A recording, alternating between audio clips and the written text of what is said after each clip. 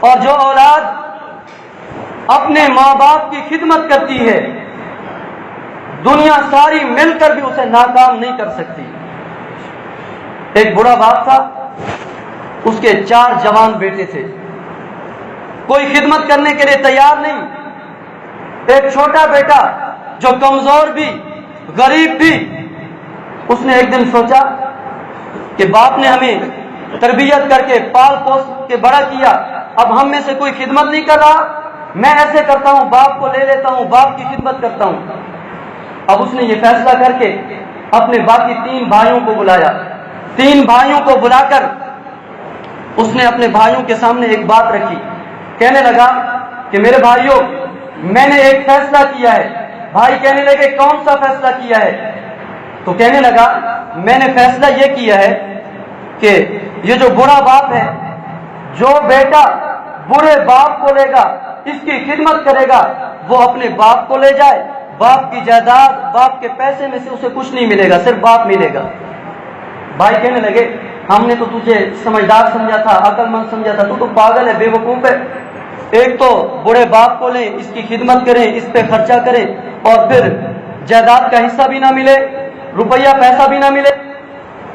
تو بیٹا کہنے لگا اچھا کوئی بات نہیں، تم باپ کو نہیں لیتے نہ لو، تم باپ کی جائیداد لے لو، باپ کے پیسے لے لو، میں باپ کو لے لیتا ہوں، پیسے بھی نہیں لوں گا، جائیداد اور وراثت کا حصہ بھی نہیں لوں گا، ساری زندگی باپ کی خدمت کر کے گزاروں گا۔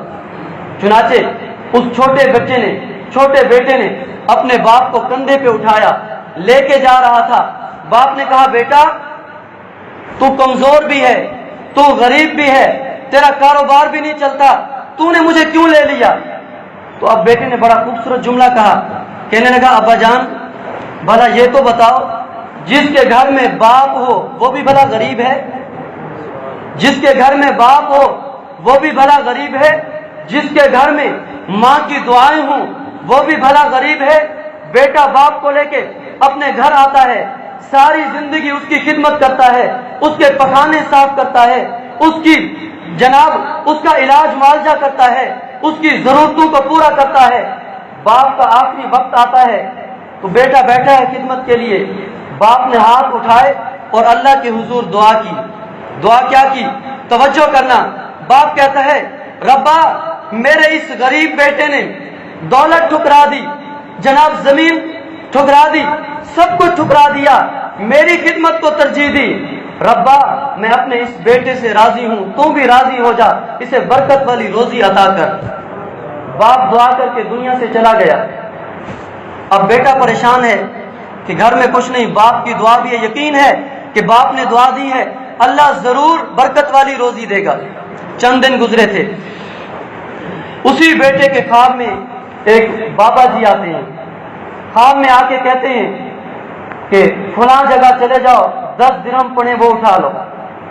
بیٹا خواب میں پوچھتا ہے کہ ان میں برکت ہے؟ تو وہ بابا جی کہتے ہیں کہ برکت تو نہیں ہے ان میں۔ تو یہ کہتا ہے اگر برکت نہیں تو مجھے 10 درہم کی کوئی ضرورت نہیں۔ دوسری رات آتی ہے، پھر خواب میں وہی بابا جی آتے ہیں، کہتے ہیں فلاں جگہ پہ 5 درہم پڑے ہوئے ہیں۔ پھر وہ سوال کرتا ہے اس میں برکت ہے؟ وہ کہتا ہے برکت نہیں۔ وہ بیٹا کہتا ہے برکت نہیں تو مجھے ضرورت نہیں۔ تیسری رات جب آتی ہے تو خواب میں بابا جی پھر آتے ہیں، کہتے ہیں بیٹا فلاں جگہ پہ 1 درہم پڑا ہوا ہے، وہ اٹھا لو۔ بیٹا پوچھتا ہے کہ اس درہم کو اٹھا لوں، اس میں برکت ہے؟ وہ بابا جی کہتے ہیں اس میں برکت ہے۔ صبح ہوتی ہے، زمین کھودتا ہے، وہ 1 درہم اٹھاتا ہے۔ اب سوچ میں ہے کہ 1 درہم اس میں برکت کیسے ہوگی؟ سوچتے سوچتے اس کے ذہن میں بات آئی کہ 1 روپے سے یا 1 درہم سے کوئی کاروبار تو نہیں کر سکتا، البتہ بازار سے جا کے ایک مچھلی خریدتا ہوں۔